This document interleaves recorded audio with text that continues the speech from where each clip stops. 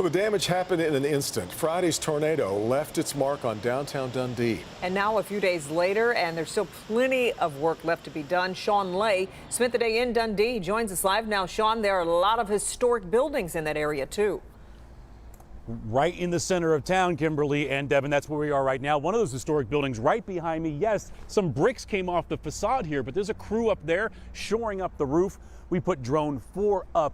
There is quite a bit of roof damage here. The thing is, the village doesn't want to lose this building.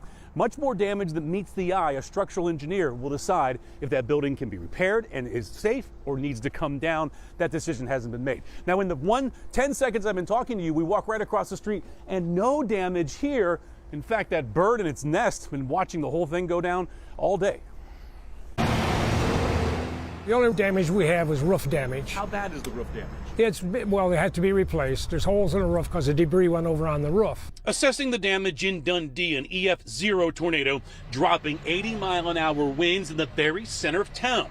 Roof damage to the Odd Fellows Hall, but more damage to the coffee shop right next door. Tornadoes are funny. They're in charge. They're going to do what they want to do. What Dundee does not want to do is lose this historic building. It's been tagged by the building inspector as uninhabitable for the businesses and apartment on top.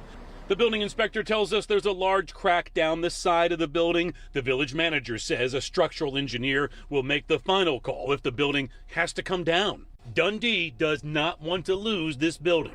Yeah, absolutely. We're hoping the same. They've already got people working on the roofs and making sure everything's safe that way too. Damage here, but no damage right across the street. Ray Gamo owns Riverside Market. The fact that this bird still has a nest on your sign is untouched is amazing. And it's a spring dove, so what does that tell you? Easter's coming, my friend.